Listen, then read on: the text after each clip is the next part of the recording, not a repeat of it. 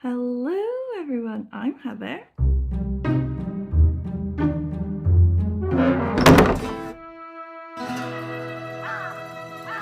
It is the 5th day of Shorty September. We are killing it. Like, we've only read 3 books so far, and none of them have been 5-star reads. So, are we sad about it? Maybe a little bit. Are we prepared for better things in the future? 100%. Okay, and now, gloves are off. Okay, balls to the wall. We're not messing around. We need a 5-star read. So I'm hanging all my hopes on today's book, which is Strangers by Taichi Yamada. So you say that? I don't really know a whole hell of a lot about this book, but I do know that the movie version of it, All of Us Strangers, everyone in my work has been talking about this movie because they said it's amazing. And one guy at my work said it was like one of the best movies he's seen in ages. So I definitely want to see the movie. And when he told me that it was based on this random Japanese book, even though the movie I don't think is set in Japan at all with anyone Japanese. I think it's completely different. Like, it's set in London and like all of the characters are British and stuff like that. When he told me that it was based on this like translated Japanese book, I was like, what the hell? That's really weird. But I'm down. I'm always down for Japanese book translated, okay?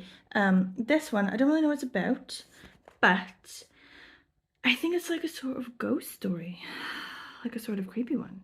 And I've read the first chapter now already, like only a very tiny bit. And it's sort of giving creepy. It's giving more creepy than I'm comfortable with at midnight downstairs by myself, to be honest. If it could start giving less creepy pronto until tomorrow morning, I would appreciate it. But normally I'm down for the creepy.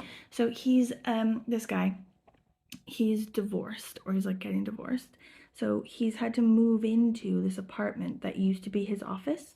So I don't know if this is like a Japanese thing or if it's just like a him thing, but it's this massive tower block of like apartments over a highway or something. So apparently it's a terrible place to have an apartment. So people don't really live there in those apartments. They use the apartments as office space. I don't know, I guess there's no like coding or like, like legal zoning, like where you can just have an office in a living space or a living space in an office and you can just do that. Don't know, is somebody Japanese? Does someone know about this? Anyway, he's alone at night in his apartment and he's just realized that the building's gone real quiet, like, and he's like, oh, is it that there aren't that many people here? Is it that most people use these apartments as office spaces, so now that it's nighttime they've all gone home?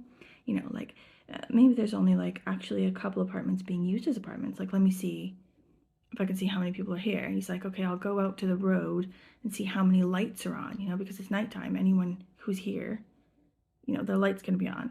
And he goes out and he sees that there's only one light and it's only his light. Like, he's completely alone in his tower block. Okay, so we'll read the book, right? And we'll do it for half and half shorts so that afterward we can watch the movie. What? Okay, this weekend coming up, my god, is a shit show.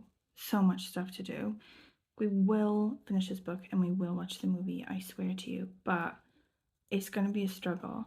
Like, first of all, Jay and I are trying to sell our house.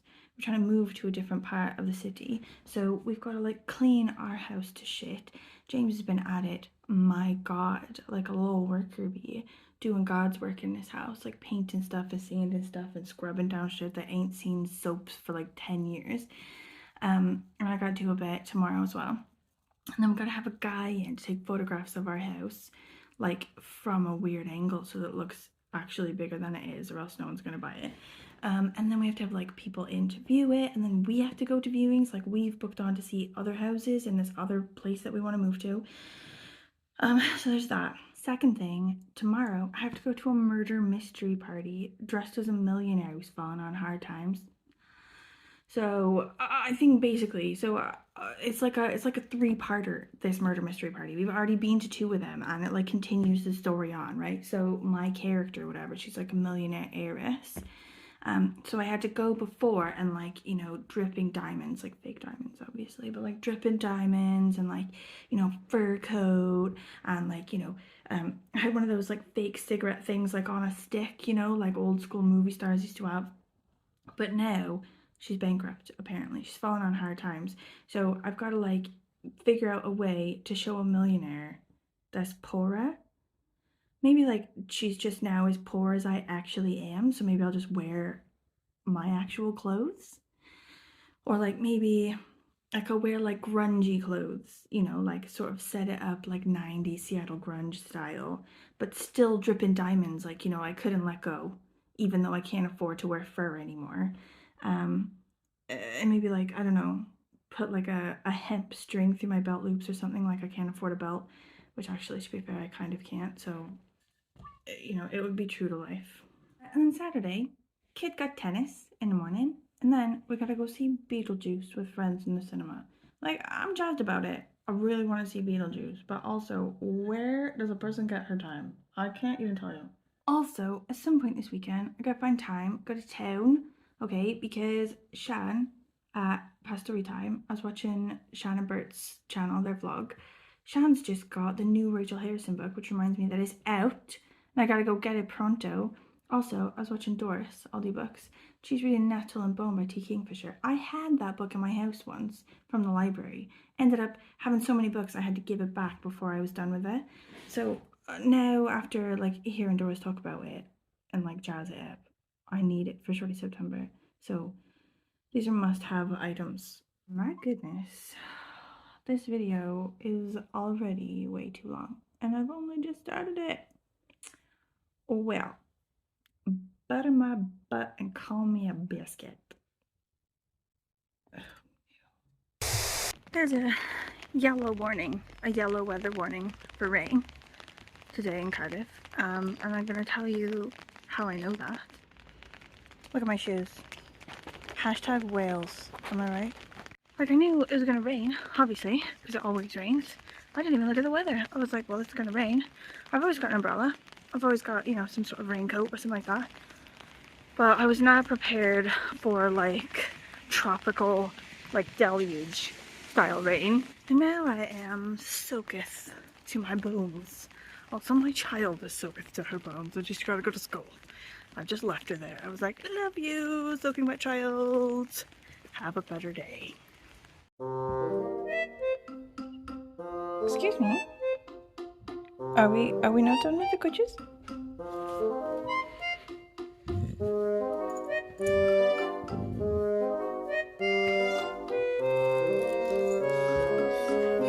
What? Baby, I'm gonna read my book now. I'm gonna read my book now, okay? I'm gonna read my book.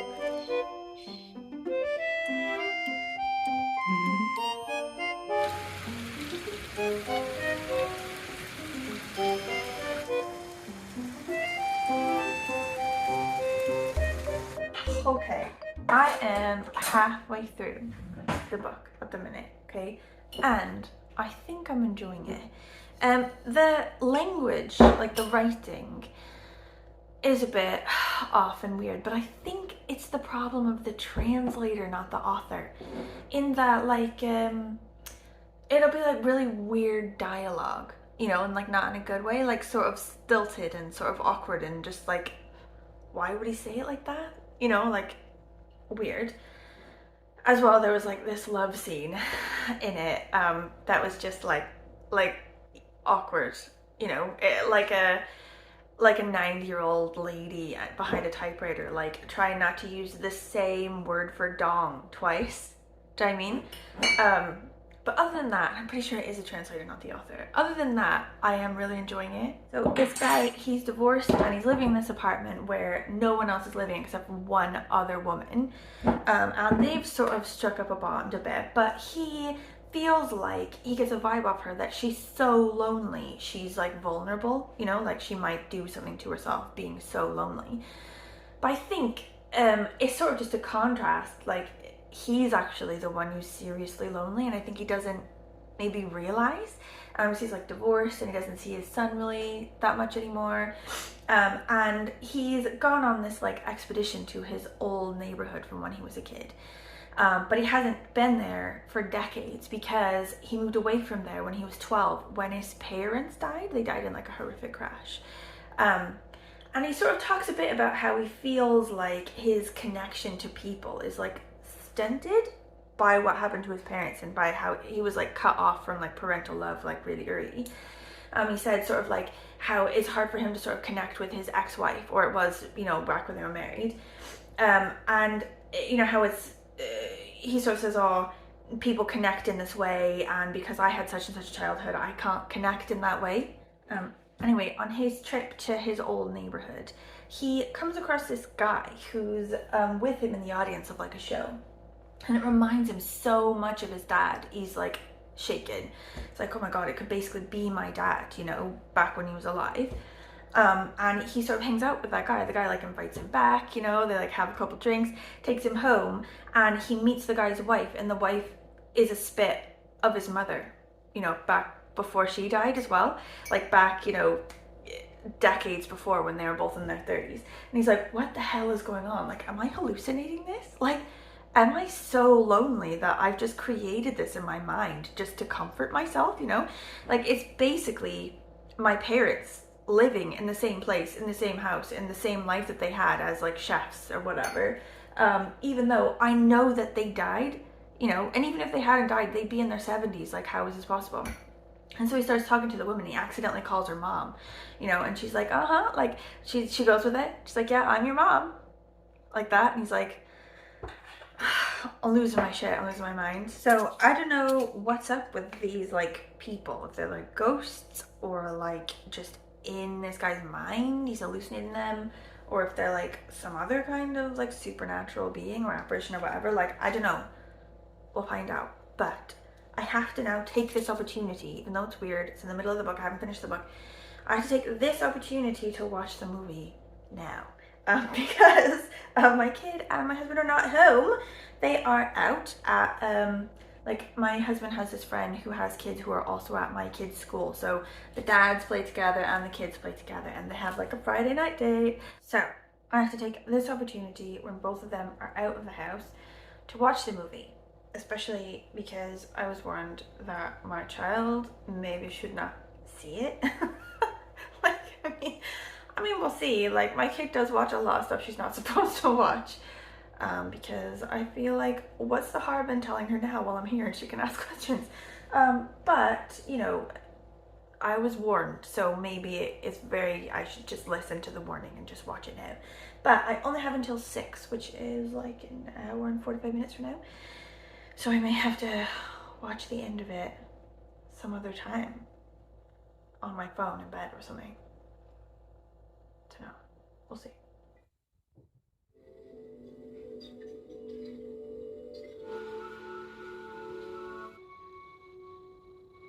Be creative.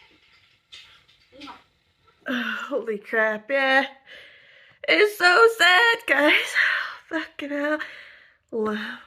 Fucking hell is sad. Okay, it is really late now because I was thinking about I need to get ready, okay?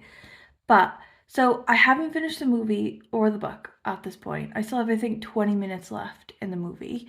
But I'm shocked at just how 2 stories can be so similar in the skeleton build of them, you know, like it starts like this and it has this character and he knows this character, he meets this character and then goes back to this place and does this.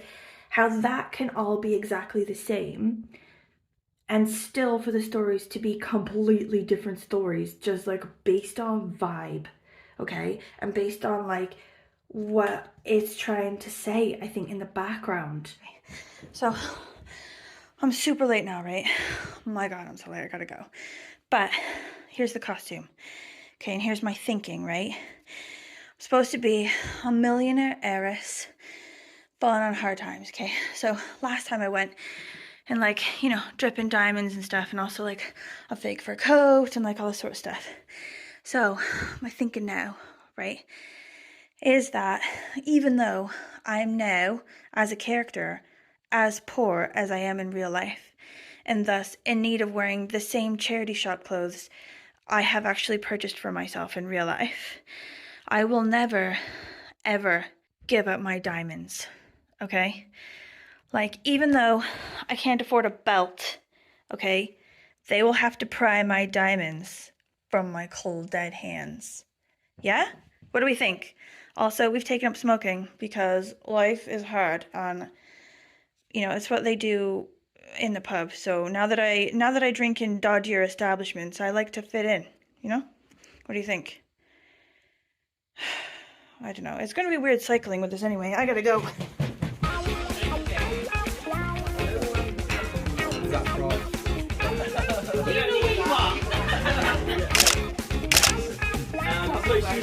Look, this is a good spread. What have you got? Sausage rolls, samosa, and a cupcake. What about Rice Krispie treats? I got some party rings as well with. Very mindful. Very demure. Top notch.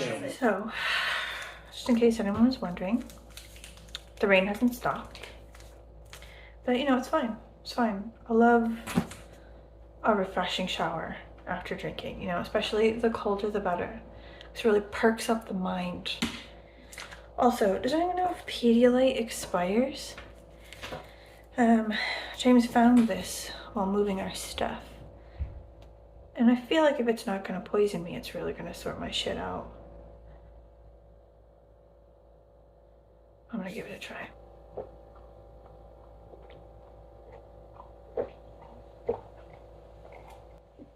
Let's go watch the rest of this fucking movie then.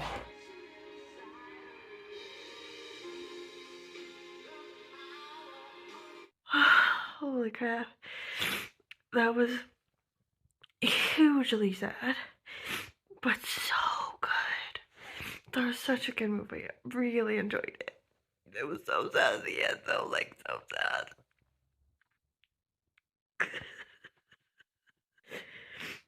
sad. I definitely think you should watch that shit, but my god, be ready for it to be sad. And I'm obviously not done with the book yet. No, I still got, I could say I'm over halfway through it. Anyway, I'm gonna go up and read this for a little bit in bed and then go sleepies. It's 2:30 in the morning. Okay, I finished the book now and holy crap.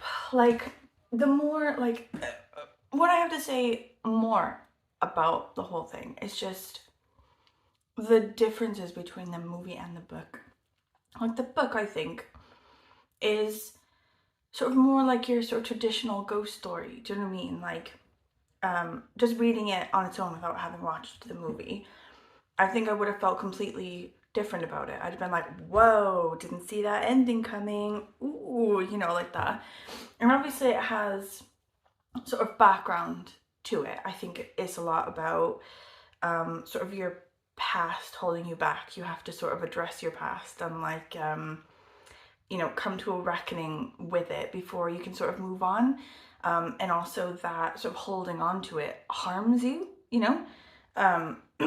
But it's also sort of about, I think, like urban isolation. So like making yourself alone in a crowd.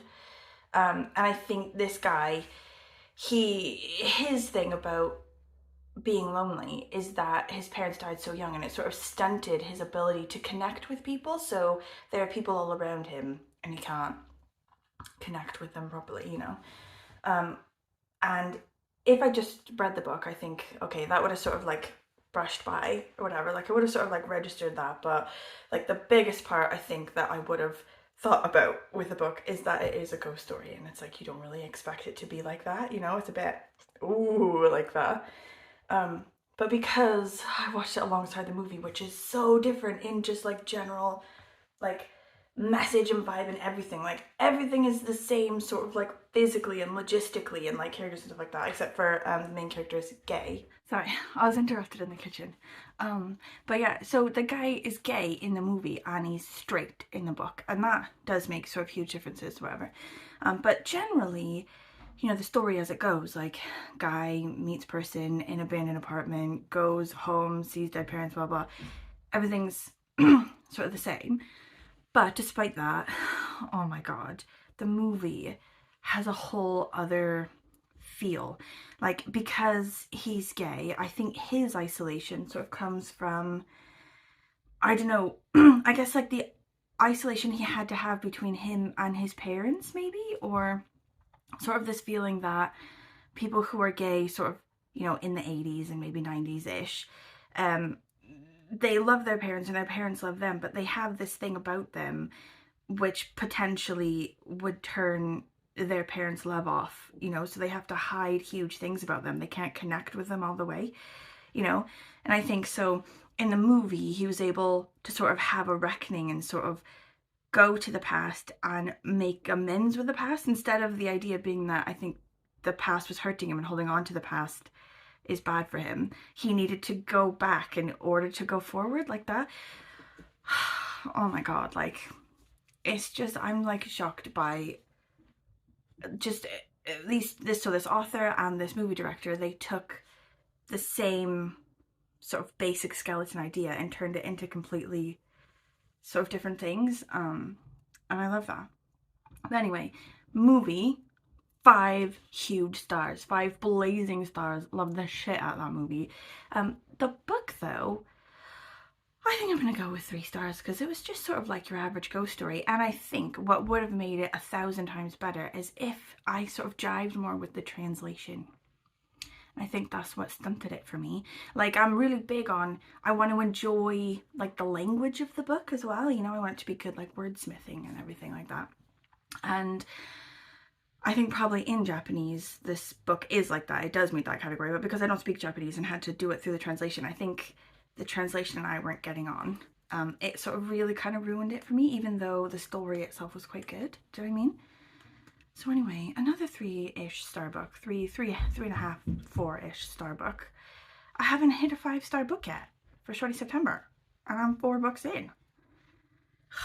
Fuck's sake. Up next for tomorrow, we're gonna do micro shorts, toasto shorts, okay?